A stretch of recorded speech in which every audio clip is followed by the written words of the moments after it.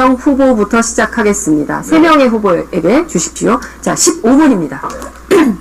저는 정치 지도자, 특히 국가 지도자의 가장 큰 덕목은 안정감이라고 생각합니다. 국민을 불안하게 하거나 국민이 대통령을 걱정하게 해서는 안 된다는 게 제 생각입니다. 우리 문재인 후보님도 동의하시죠? 예, 저는 우리 이재명 시장님이 안정감 말씀하시는 게 약간 좀 뜻밖입니다. 네, 알겠습니다. 그래서 제가 그 안정감과 관련된 얘기를 좀 하겠습니다. 안정감이란 신뢰성 그리고 일관성에서 옵니다. 덩치가 크거나 세력이 많아서 안정이 있는 게 아니라 그 국가 지도자는 고독한 결단을 할 때가 많습니다. 그래서 마음이 단단해야 합니다. 자기 생각이 단단해야 하죠. 그래서 첫 번째로 제가 한번 물어보겠습니다. 전에 이런 발표를 하셨어요. 대기업이 2015년 한 해에만 납부한 준조세가 16조 4천억 원에 달한다. 법인세의 36%에 해당한다. 대기업 준조세 금지법을 만들어서 기업을 권력의 형포에서 벗어나게 하겠다. 이렇게 발표하셨죠. 기억하십니까? 본인이 쓰신 문장입니다. 예, 뭐. 아니, 그런 거 아닌가만 말씀해 주시죠. 뭐, 이 부분은 지난번에. 아니, 죄송합니다. 이미 질문에 오갔는데. 답변 시간 주셔야죠. 아니, 제가 주도하는 질문이기 때문에 가급적이면 제 뜻에 따라 주십시오. 예, 답변을 들으셔야죠. 아니, 답변을 단순하게 물어봤지 않습니까? 자, 제가 조금 이렇게 말씀하신 게 문 후보님이 발언인가를 확인했습니다. 단순하게. 예, 준조세 금지하겠다고 말하셨습니다. 그러니까요. 예. 그래서 제가 표를 준비해 왔습니다. 저번 토론 때 이렇게 말씀하셨지만 법정 부담금은 포함이 되는지 안 되는지 제가 지금 들어도 이해를 못하겠습니다. 제가 담백하게 하나 여쭤보겠습니다.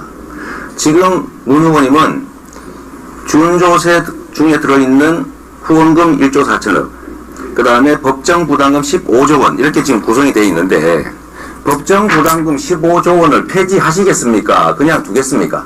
법정 부담금을 말한 것이 아니라고 지난번에 이미 말씀드렸고. 아니, 안 하겠다는 뜻입니까? 자, 그래서 말씀드렸고요.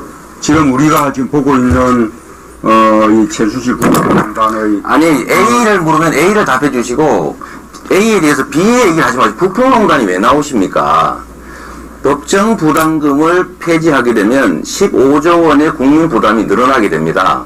대기업들이 16조 4천억의 준조세를 내는데, 그 중에는 준조세란 개념상 법정 부담이 들어있고, 후원금도 포함되어 있습니다. 그리고 후보님이 말씀하신 준조세 16조 4천억이라고 하신 말씀에는 이 두 가지가 포함되어 있지 않습니까? 그래서 제가 궁금한 겁니다. 이 부분이 이미 지난번 토론 때 아니, 지금 법정 준비, 준조세 제가 금지하겠다는 준조세 소개는 협조 좀 해주십시오. 법정 중급이 포함되어 있지 않다라고 이미 네, 법정 부담금을 안 하시겠다는 겁니까?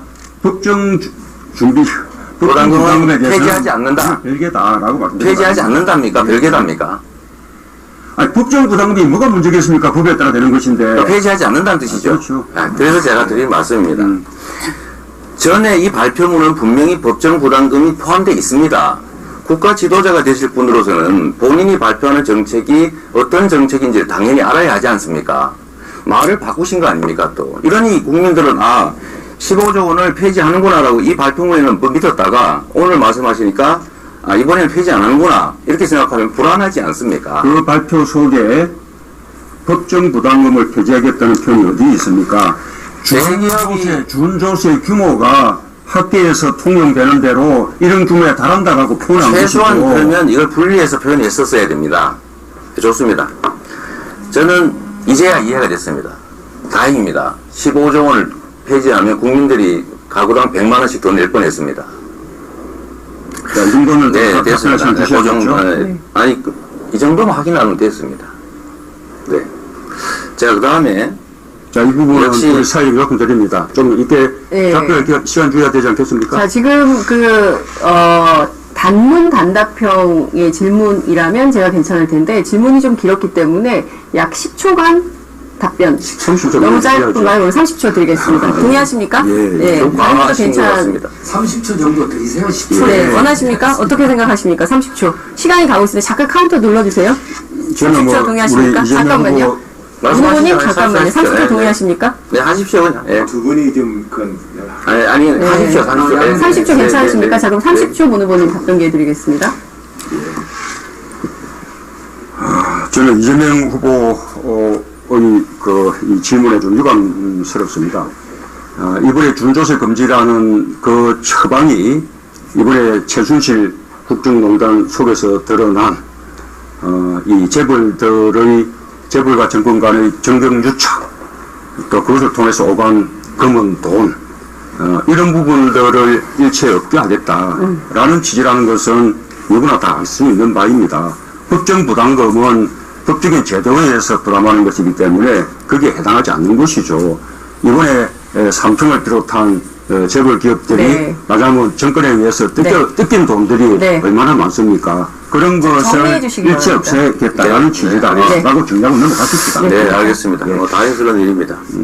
제가 또 한 가지만 좀 여쭤보겠습니다. 이게 국가 지도자의 덕목 중에 안정감, 저보고 불안한 후보, 뭐 이런 그런 취지의 말씀을 하시는데, 안정이라고 하는 것은 가치와 원칙과 철학에서 오는 것이지, 한 개인의 주변에 얼마나 많은 사람이 있냐 없냐, 정치적 경력을 얼마나 가졌냐, 물려받은 유산이 얼마나 정치적 유산이 크냐라는 건 아니라고 생각합니다.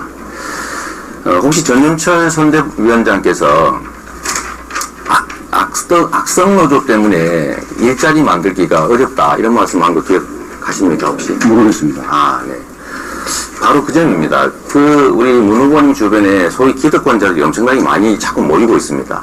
예를 들면 10년의 힘, 여기도 보면 거의 대부분 기득권자들이고 재벌 사회이사들입니다.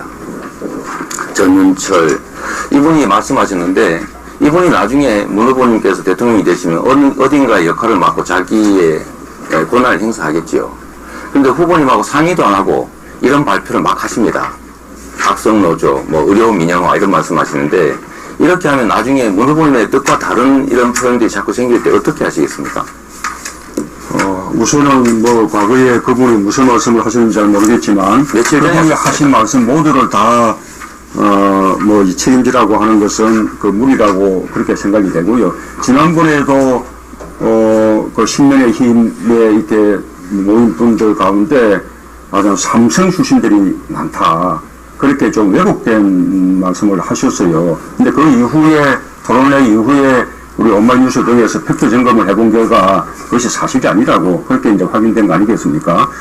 우리가, 지금, 정권 교체에 대한 국민들의 신뢰를 얻기 위해서, 우리 세를 넓혀 나가고 있는 중이죠. 네. 확장하고, 포용하고, 이런 것이 통합해 나가야 한다고 생각합니다. 재벌에 대한 불법 수익 환수에 대해서 상당히 미온적이신 것 같습니다. 범죄 행위로 인한 수익을 국민들이 몰수하는 건 당연한 건데 이 점에 대해서도 아무런 답이 없으십니다. 제가 전에 공개 질의도 한번 했었는데 혹시 찬성하실 생각이 있으신가요? 아까 그 이학수법도 말씀하시는 것이 있겠죠? 아닙니다. 새로 만들자 법을 이번에 이재용, 최순실, 박근혜에 대해서 불법 수익을 환수하는 법을 만들자라는 점에 대해서 제가 공개적으로 말씀드렸는데 못 들으셨습니까? 예, 그 취지에 대해서는 저는 찬성하고요. 과거에 이학수법을 만들기 위한 그 토론할 때도 제가 그 취지에 찬동한다는 축사를 보낸 적이 있었습니다. 제가 이제 좀 정리하겠습니다. 우리 다른 분한테도 질문을 좀 해야 돼서요. 우리 문 후보님께서는 안희정 지사님의 대연정이 기득 정치 세력들과의 청산제들 세력과의 손을 잡는 것이어서 옳지 않다라고 말씀하시는 것 같습니다. 저도 공감합니다. 그런데 그건 정치적 영역이고 실질적으로 보면 이 사회를 지배하고 국민들을 고통에 빠뜨렸던 것은 경제 기득권자들입니다. 이 경제 기득권자들, 소위 재벌 기득권자들, 이 사회의 온갖 기득권자들이 우리 문 후보님 주변에는 아주 대규모로 몰리는 것 같습니다. 저는 이런 걸 보면 이것도 일종의 기득권 대연정 아니냐라는 생각을 지울 수가 없습니다. 국가가 억강부약의 정신으로 그야말로 약자 다수를 보호해야지 강자들을 보호하고 강자들에 빌붙어서 또는 강자들의 편을 들면 어떻게 되겠습니까? 참 안타깝다는 생각이 들어서 질문은 아닙니다. 그냥 제 의견이니까요. 우리 안희정 지사께 한번 여쭤보겠습니다. 이러고 있는 것은 없는 것이죠. 네, 지금 잠깐만요. 제가 조금 개입을 좀 하겠습니다. 공세적으로 다들 토론하시는 건 좋은데 앞서 제가 말씀드린 대로 답변 기회는 보장을 하는 토론이어야 합니다. 이게 의견만 발표하는 것이 아니라 상호 간에 교통하는 시간이거든요. 그래서 문재인 후보에게 질문성 의견을 하셨기 때문에. 질문 아닙니다. 질문 아니었습니다. 제 의견이었습니다. 의견이었습니까? 네, 예. 마지막 의견. 네. 알겠습니다. 우리 안희정 지사님은 복지에 대해서 잠깐만요. 예. 이게 일반적인 의견을 말씀하신 것이 아니고 저를 비판하는 의견을 말씀하신 것이거든요. 그러면 저한테 그에 대한 반론 반박 또는 해명기를 주셔야 이따가 발언 주도하실 때 하시면 되지 않습니까? 이게 자, 그렇게 매끄러운 진행을 위해서 제가 앞서도 이제 공세적인 토론 저는 좋다고 생각합니다. 불꽃 튀는 후보 간의 경쟁 매우 바람직합니다.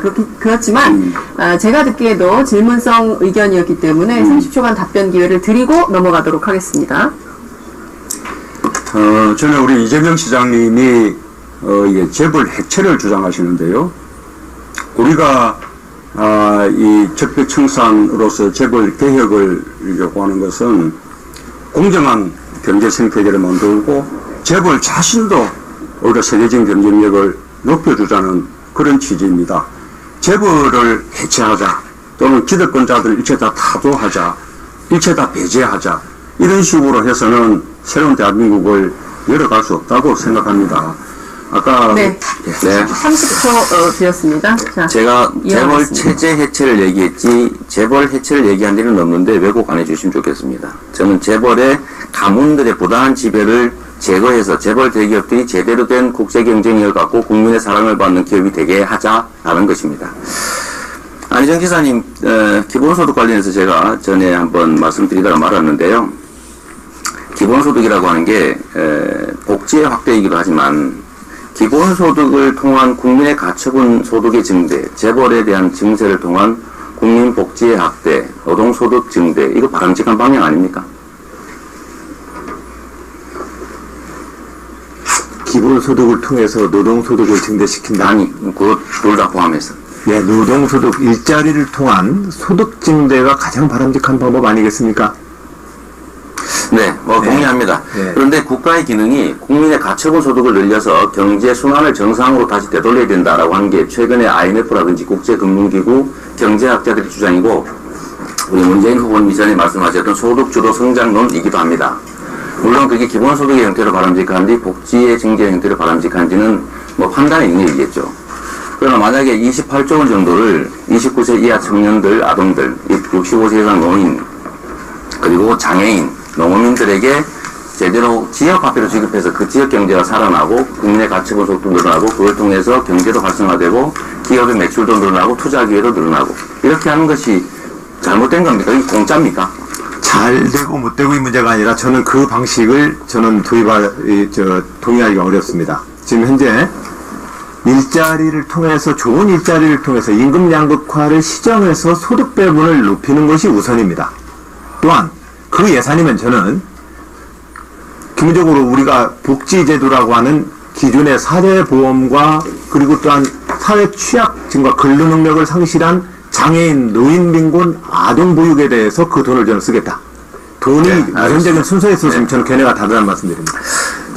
최선 후보님, 법인세 있지 않습니까? 네. 지금 법인이 산후보금이 무려 770조가 넘어지고 30대 재벌만 네. 경제 순환이 안 되기 때문에 재벌들에 대한 법인세를 정상화하는 것이 동의하십니까? 네, 그렇습니다. 아까 말씀하신 것 같아요. 네네.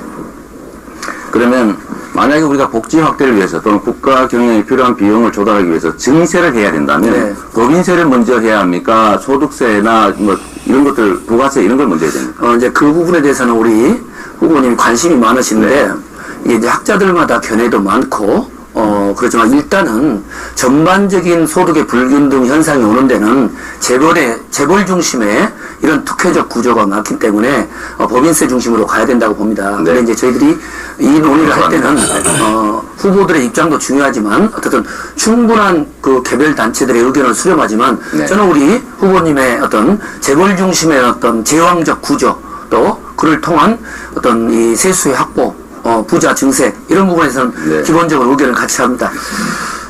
그래서 지금 법인세 증세에 대해서 문재인 후보께서 저번에도 말씀하신 것처럼 가장 마지막에 올리겠다고 하는 것에 대해서는 반대 입장이신 거죠? 그건 또 따로 제가 네, 토론할 때 알겠습니다. 이야기를 네. 마지막으로 제가 이거 하나 여쭤보겠습니다. 우리 최선 후보님 혹시 공직자로서 했던 공약 이행률이 몇 %나 되십니까? 네. 뭐 아주 높은 편입니다. 네. 근데 그 대목에 대해서 제가 한마디 드리면 아니, 잠깐만. 우리 네, 알겠습니다. 예, 아니 잠깐만 모두 물으셨으니까 90몇 프로 이야기를 하셨는데 저희 이제 공직자가 저희들 때도 보고를 해요. 초반에 우리 이행률이 80% 90%면 저는 혼냈어요. 공직의 이행이라는 것은, 공약의 이행이라는 것은 형식적인 잣대가 있고 그것의 내용적인 기회가 별로 없어서. 네네, 알겠습니다. 네네. 공약 이행률은 자체 평가가 아니고 매니페스토 운동본부에서 평가한 건데 제가 보기엔 안지선님도 상당히 높으신 것 같아요. 최희선 저도 매니페스토 뭐 항상 대상 받았습니다. 공직자가 한 약속을 지키느냐 안 지키느냐는 정말로 공직자의 자질에서 중요하지 않습니다. 네. 국민들이 이게 보증도 없고 담보도 없이 오로지 그 정치인의 말만 믿고 그야말로 국가 권력과 우리의 미래를 통째로 맡기지 않습니까? 네. 그러면 새로 이걸 맡길 때도 저는 공직자들은 과연 공직자로서 한 약속을 제대로 지켰느냐가 상당히 중요한 잣대라고 생각합니다. 물론이죠. 그래서 그 점에 대해서 동의하시죠? 물론이죠. 네. 그래서 시간이 별로 없어서 제가 마지막으로 그냥 답변이 끝난 겁니다. 아니 그냥 물어본 거예요. 저는 정리삼아 제 말씀 잠깐 드리겠습니다. 뭐 다른 질문을 하긴 좀 어려워서요. 대한민국의 가장 중요한 가치는 강자들의 규제를 포괄적인 횡포를 억제하는 겁니다. 제가 재벌을 해체하자는 게 아닙니다. 재벌 기업들을 재벌 가문들의 부당한 지배로부터 독립시켜서 재벌 기업들이 그야말로 범죄 수단으로 악용되지 않게 하자는 것이죠. 그런데 재벌 해체라고 얘기한 것은 제가 보기엔 너무 좀 과도한 내 말씀 같아서. 알겠습니다. 자, 정말 여러분 어떻습니까? 지금 저희가 봤더니요. 실검에 오마이TV가 올라갔습니다. 굉장히 불꽃 튀는 여러분들의 사고 토론 덕이 아닌가라는 생각이 좀 듭니다. 자, 예. 진행해서. 네.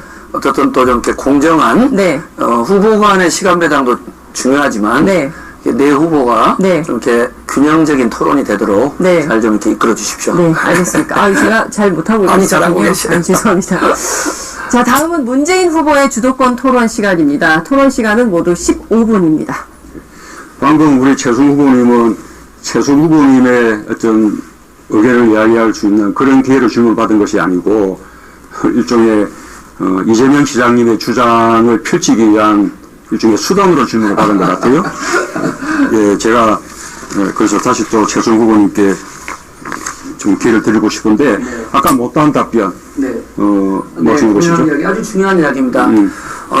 지금 이재명 후보님이 이야기하셨던 가장 중요한 이야기는 우리 정치권이 또는 행정가들이 너무 많은 말을 뱉어서 실질적인 성과 중심보다는 너무 파퓰리즘적이거나 아니면은 검증되지 않는 이야기들을 하는 건 저는 전적으로 우리 후보님 이야기에 동의를 하고, 그런데 이제 우리 후보께서 공약 이행률을 이야기를 할 때 뭐 우리 안 후보님 마찬가지 다 이제 웬만한 지자체에 다 대상들을 많이 받아요, 열심히 한 분들은. 근데 이제 이 중요한 것은 자, 어떤 공약을 이행한다고 했을 때 그것이 형식적인 공약을 이행하는 것도 있고 내용적인 것도 있고, 또 저희 고양시 같은 경우는 5조 투자에 20만 개 일자리 창출을 하는 통일한국의 실리콘밸리 프로젝트를 추진하겠다.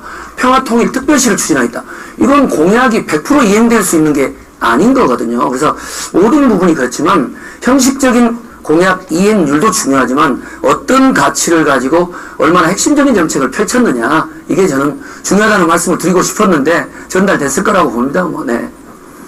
아까 우리가 뭐 일자리를 늘린다든지 또 복지를 또 늘리기 위해서는 이 재원 마련이 필요한데 그 재원을 어떤 세금으로부터 먼저 이렇게 늘려나갈 것인가 라는 것에 대해서는 좀 주동 면밀한 설계가 있어야 되지 않겠습니까?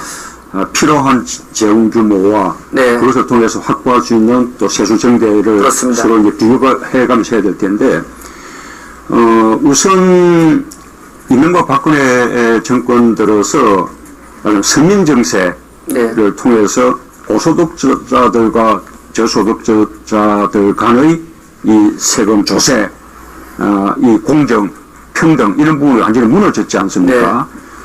과거 참여정부 시절에는 하위 20% 우리 소득자보다 상위 20% 소득자들의 그 세금이 한 3배 정도 빠르게 늘어났었는데 이명박 박근혜 정부에서는 거꾸로 네. 하위 20% 소득자들의 조세 부담이 네. 상위 20% 조세 부담보다 한 3배 오히려 빠르게 늘어났거든요. 네. 역진된 거죠. 네. 자, 이런 부분들을 바로잡는 것에서부터 출발해야 되지 않겠습니까? 네. 한 말씀 드릴까요?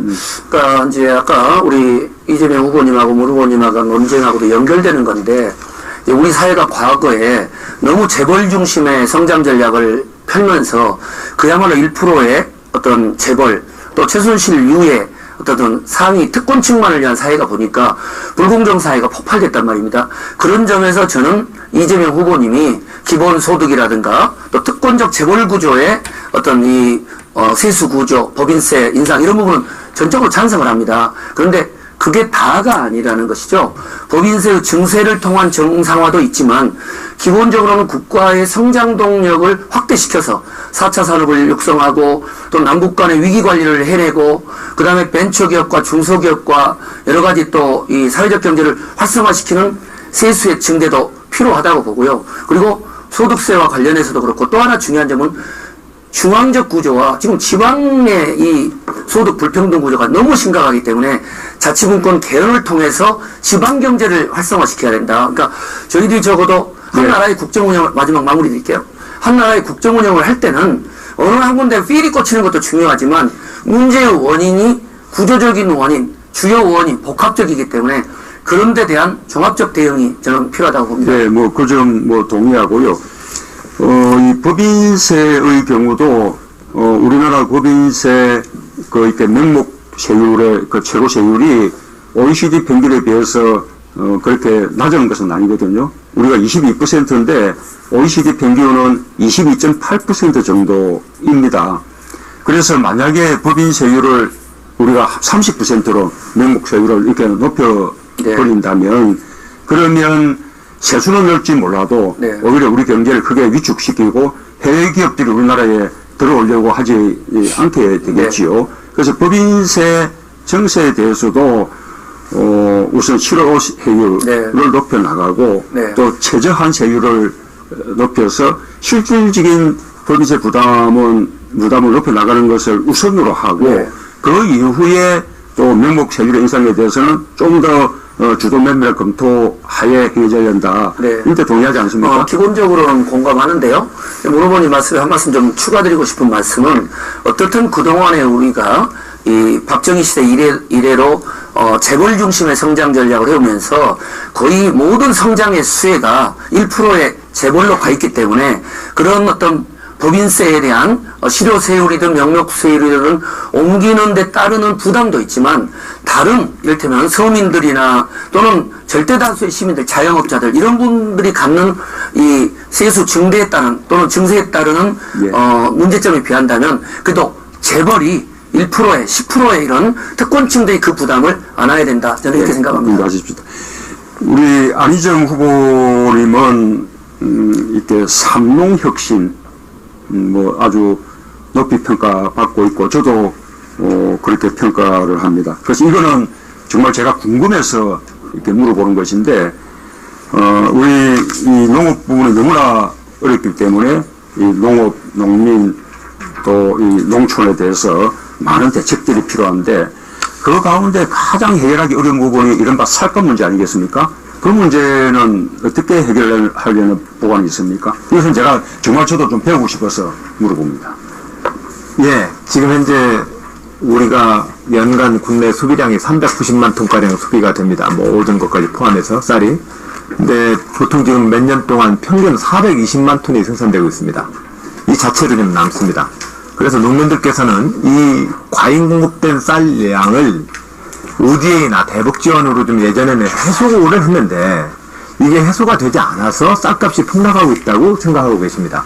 일견 그 한 부분에 그런 진실이 있습니다. 그러나 장차로는 이제 우리의 농업이 농업 생산의 증산 운동으로부터 좀 더 고품질 제값을 받는 고품질 농업 생산 전략으로 옮겨가는 것이 이것이 공급과 수요를 맞춰내는 하나의 방법입니다. 또 한편으로는 우리가 환경 직불이나 각종 경관 직불까지 포함해서 농업 현재의 농업 재정을 구조 혁신을 통해서 일정한 농업 생산과 작목 변경까지 우리는 농가 소득 보전을 좀 해줘야 합니다. 직불제를 좀 해야 된다. 예, 직불제와 고품질 농업 이 두 가지로 이 문제를 좀 푸는 것이 옳지 않을까 생각하고 있습니다. 그 검찰 개혁 방안에 대해서 이 수사권과 기소권을 분리하자라는 데 동의하시나요? 그렇습니다. 거기에 대해서 고위공직자 비리수사처도 이 검찰의 잘못에 대해서 제대로 책임을 추궁할 수 있는 방안으로, 물론 검찰만 대상은 아닙니다. 우리 뭐 대통령을 비롯한 이 고위공직자 모두가 대상이 되는 건데요. 그 방안으로 필요하다고 생각하는데, 지난번에 언제 무슨 토론회에서 보니까 그게 옥상옥 같아, 그렇게 약간 비판적으로 말씀하신 적이 있었습니다. 좀 정리를 한번 하시죠. 예, 고위공직자 비리 수사처. 그러니까 검찰 자체뿐만 아니라 고위공직자의 비리를 수사한다는 것인데, 그게 대부분 사실상 청와대와 집권여당의 권력형 비리 때문에 문제가 생기는 거 아니겠습니까? 지금 그 원인은 사실상 제왕적 청와대 권력의 이 문제를 극복해야 된다. 이것이 가장 구조적으로 해결책 아니겠는가. 이번에도 보면 박근혜 최순실 국정농단 케이스에서 보면 장관 제치고 고구서 당하더만요. 청와대랑 그 라인에서. 즉 내각 자체와 장관 자체의 자기의 민주적 권한 행사를 국무회의가 권위를, 총리와 국무회의가 권위를 갖고 있다면 최순실 농단이 가능하겠습니까? 그렇기도 하고, 예. 그 다음에 또 뭐 검찰, 경찰 이런 기존의 사정기구가 제 역할을 한다면 그렇습니다. 별도의 사정기구가 필요 없을 수 있는데, 그러나 검찰을 사정할 기구는 없거든요. 네. 그러니 검찰이 잘못할 경우에 검찰 스스로가 수사 규수하지 않으면 누가 책임 추궁하겠습니까? 그래서 고위공직자 수사처가 필요하다고 생각하는데, 그 점 동의하지 않으세요? 그것에 대해서는 저도 부분적으로 50% 반절은 동의를 했습니다. 그런데 더 구조적인 어떤 우리 사회의 민주화 조치를 근본으로 깔지 않으면 수사국에서 또 그 수사처를 두고, 그 수사처가 또 권력기관 되면 그 수사처를 또 누가 또 감시하겠습니까? 그래서 민주주의 수준을 높여내는 것이 가장 근본적 해결책이다라는 말씀을 드리다가 그동안의 그 고공수사처라고 하는 것이 옥상옥이 될 수 있다는 문제제기도 있습니다. 이렇게 말씀을 드렸습니다. 뭐, 네. 다 이 권력기관들 간에 다 이제 선임만 작동된다면, 네. 그러면 뭐 사정유가 필요 없죠. 그러나 그 사람이 믿을 수 없는 것이기 때문에 여러 가지 제도적 장치를 마련하는 것이 아닌가 생각합니다. 네. 우리, 예, 그 이재명 후보님께도 질문을 안 드릴 수가 없는데, 지난번에 보니까 전작권 환수, 예. 그건 뭐 저하고 생각이 같은데, 다만 우리 이 시장님은 더 강력한 의지를 갖고 있어서 주한 미군 철수를 각오하고라도 전작권을 환수해야 한다. 이렇게 말씀을 한번 하셨어요. 이렇게 말씀하신 적이 있는 건 맞죠? 이건 아닙니다. 아닙니까? 잘못하신 거고요. 그렇게 말씀하지 않았습니까? 주한미군 철수를 각오하고라도 전작권을 환수해야 된다는 게 아니고, 전작권 환수는 건 기본적인 것이고요. 주둔비를 2배로 올리겠다라고 위협을 하기 때문에 주둔비 협상을 그야말로 끌려갈 게 아니라 최악의 경우에 언제까지 계속 그 요구를 따라줄 수는 없지 않느냐. 철수를 각오하고라도 저런 부당한 요구에 대해서 당당한 태도를 취해야 된다라고 얘기했습니다. 주둔비 인상에 대한 얘기였습니다.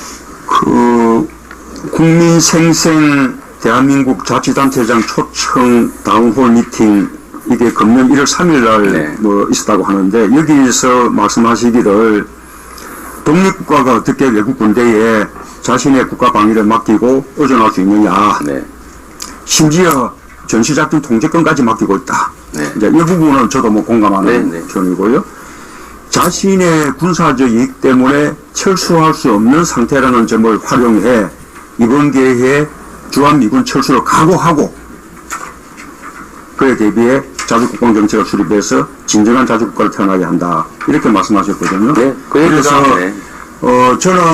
저도 뭐 전시작전 통제권 필요하다, 환수가 필요하다 생각하고, 우리가 가급적 그에 대한 준비를 해 나가서 가능한 한 일찍 환수해야 된다고 생각하지만, 그러나 그것은 미국 간의 합의를 통해서 또 한미 간의 연합, 우리 전력이 유지되는 그런 방안으로 우리가 전략거리 환수된다고 그렇게 생각하거든요. 이거에 대해서는 동의하시지 않나요? 나는 저 당연히 그 동의하죠. 동의하고 제가 드린 말씀은 한미 관계가 대등한 그야말로 우방 관계여야지 사드 배치처럼 한국 안보에는 거의 도움이 되지 않으면서 엄청난 경제적 피해와 그다음에 이 동북아를 전쟁의 참화 속으로 몰아넣을 수도 있는 이런 부당한 요금을 최소한 거절을 해야 된다. 그리고 주둔비를 안 그래도 일본은 50%, 독일은 18% 내고 있는데 우리는 이미 77% 내고 있지 않습니까? 그런데도 2배를 더 내게 하겠다고 하는 것은 그냥 횡포죠. 끊임없이 이 횡포에 끌려다닐 수가 없다. 그러니까 그리고 미국은 철수하지 못한다. 자신들의 군사적 이익 때문에 와 있는 것이기 때문에 그래서 좀 저자세가 아니라 당당하게 외교해야 된다는 말씀이 있다는 말씀 하나 드리고요. 방위비 분담 정책 요구를 부당하게 해온다면 우리가 당당하게 협정을 통해서 우리 국익을 지켜야 한다. 이 점에 대해서는 저도 공감을 합니다. 방금 사드 배치 문제가 또 이제 말씀이 나오셨는데 이 사드 배치에 대해서 그 관련적 효용성이 있느냐 또는 외교적으로도 많은 어려움을 이야기하고 있기 때문에 그에 대해서 찬성하지 않는 그런 생각이 얼마든지 있을 수 있죠. 그러나 이미 지금 한미 간에 일단 합의는 된 상황 아닙니까? 그런 상황 속에서 그 합의를 취소하고 사드 배치를 취해야 된다 그렇게 생각하시는 건가요? 저는 국가 지도자는 국민이 원하는 길이고 바람직한 길인데 하기 어려운 일을 하는 게 의무라고 생각합니다. 그래서 제가 지금 저는 사드라고 하는 것은 그냥 한반도 안보에 도움이 된다면 100번이라도 해야죠. 그런데 이게 도움이 안 된다는 것은 대체적으로 하는 것이고 미군의 이익을 위한 것이라고 생각하는데 저는 정말로 궁금한 게 있습니다. 이런 민족의 국가의 운명이 걸린 일에 대해서 왜 이 국가 경영을 담당하겠다는 분들은 자기 생각을 말하지 않을까? 저는 정말 궁금합니다. 우리 문재인 후보님은 자꾸 국회에 넘겨라, 다음에 다음 넘겨라 하시는데 정말로 사드가 해야 된다고 생각하는 건지 어쩔 수 없다고 생각하는지 정말 궁금합니다. 네. 자, 지금 시간이 다 지났기 때문에 저희가 더 답변 기회를 드릴 수는 없음을 말씀을 좀 드리겠습니다. 문재인 후보의 15분 다 지나갔습니다. 자, 다음은 안희정 후보의 주도권 토론 순서입니다. 시간은 15분입니다. 문재인 후보님, 저 시간 좀 드릴 테니까 답하시겠습니까? 저 주제에 대해서. 중요한 문제. 고맙습니다. 복합적으로 판단해야 되는 거죠. 국익이라는 것은 우리가 사드 배치 자체는 득실이 있는 문제죠. 그것은 안보의 문제이기도 하고 국제 정치의 문제이기도 하고 북핵에 대해서 도움되는 측면은 있겠지만 외교적으로 또 부담이 되고 있는 것은 사실이고요.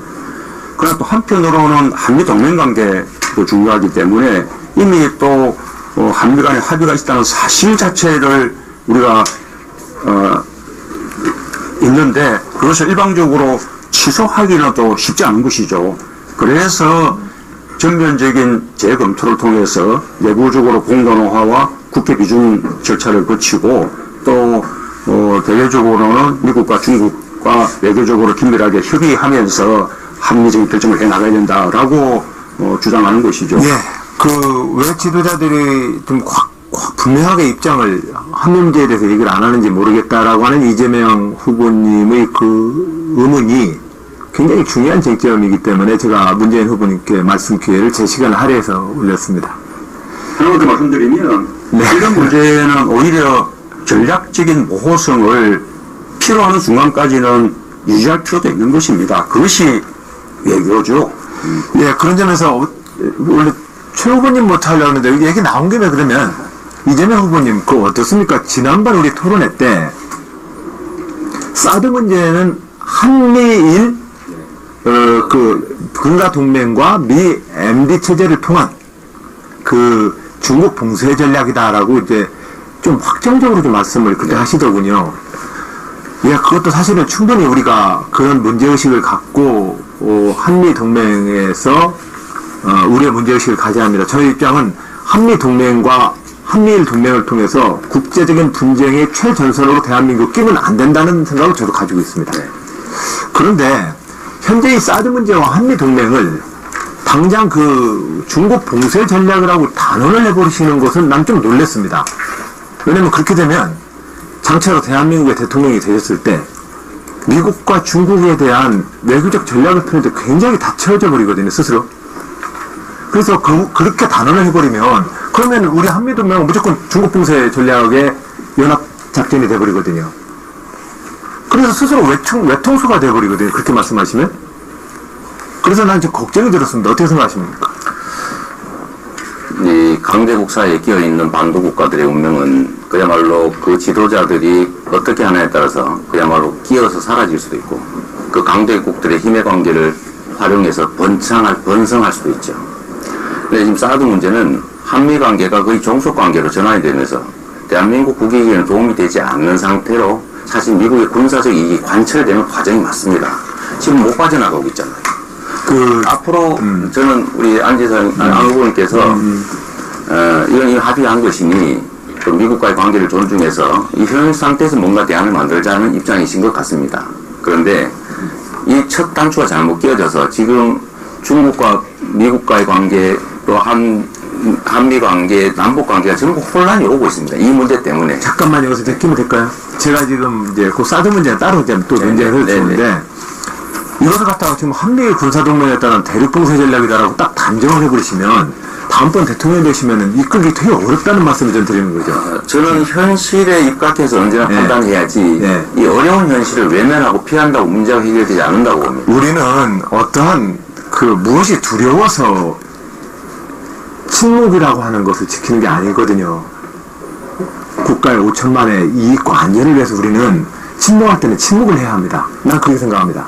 근데 그런 측면에서 지금 이제 한미 군사 동맹 체제와 사드 문제를 당장 미국의 ND 체제이고 중국의 봉쇄 전략이라고 선언하시는 순간에 다음번 대통령 되면 어떠한 레버리지도 다 없어져 버립니다. 제가 드리고 싶은 말씀은 이게 침묵할 사안이 아니기 때문입니다. 예, 침묵이라는 단어는 제가 적절치 않았습니다. 그래서 침묵이라는 단어에 대해서는 얽매지 마세요. 제가 문제 제기하려고 하는 초점은 그게 아니라는 걸 아시죠? 예. 왜냐면 이재명 후보님이 지금 현재 하는 그런 확정적 발언과 단전적 발언이 굉장히 안보 외교 전략에서는 위험하다는 말씀을 좀 드리고 싶어서 그런 거예요. 그것보다도 지금 현재 상태가 더 위험하기 때문입니다. 이미 사드를 예를 들면 미국의 트럼프 대통령은 MD의 일부라고 본인이 직접 말했습니다. 그리고 예를 들면 김대중 대통령, 노무현 대통령도 이런 요구가 있을 때 사실 거절해왔죠. 잘못된 게 사실 아닙니까? MD의 일부로 받아들일 수 없다. 네. 그런데 지금 MD의 일부로 실제로 설치됐고 이게 북핵 미사일 방어에는 크게 도움이 안 되는 건 누구나 아는 일이고 그러면 결국 미국의 군사적 이익 때문에 대한민국의 국가적 이익이 심각하게 훼손되는 상황인데 이걸 원점으로 되돌리지 않으면 여기서 실제로 헤어날 길도 없고 결국 중미 분쟁까지도 대한민국이 걱정해야 되는 상황으로 부합할 것 같은 위기 상황이 처한 저는 이 점에서 이재명 후보님한테 동지로서 우리가 함께 신뢰를 갖자고 제안합니다. 우리가 이 민족사 5천년에서 우리가 지금 진보진영이 가고자 하는 목표는 똑같습니다. 네. 이거에 대한 깊은 신뢰를 서로 갖지 않은 점 말씀드립니다. 네, 그 정도 동의합니다. 예. 네. 그러나 하여튼 박근혜 대통령이 현재 지금 저질러 놓은 잘못 중에 가장 골아픈 잘못이 이미 사드 문제입니다. 그렇습니다. 예. 근데 이 문제를 저는 아까는 이제 문재인 후보님은 전략적 모함이라고 표현하셨는데 이 전략적 모함이라는 표현도 사실상 제가 볼 때는 조금 좀 애매한 태도 같습니다. 왜냐면 국민들이 볼 때는 좀 멋들어진 태도도 아닐 뿐만이 아니라 그 전략적 모함으로 문제가 풀릴 것 같다라고 하는 것을 또 불신하고 계시는 것 같습니다. 네. 지금 아까 우리가 다음 정부에서 좀 더 충분한 재검토를 위해서 합리적 결정을 하자라고 이야기하는데 어느 쪽으로 야당에서는 안 된다고 생각합니다. 취소하겠다 또는 강행하겠다 어느 쪽으로도 야당하지 말고 정말로 문자 그대로 한미적인 우리 충분한 공로나 또 외교적인 협의를 통해서 문자 그대로 합리적인 결정을 내리자는 것이죠. 그죠? 지금 단계에서는 모호하게 말할 수밖에 없다는 것이죠.